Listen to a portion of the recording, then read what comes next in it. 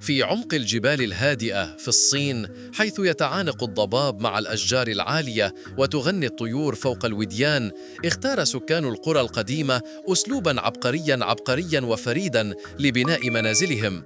بدل أن يشيدوا البيوت فوق الأرض، قرروا أن يحفروا في قلب الجبل نفسه، فينحتون من الصخور بيوتاً دافئة في أقصى أيام الشتاء وباردة ومنعشة في أشد حرارة الصيف.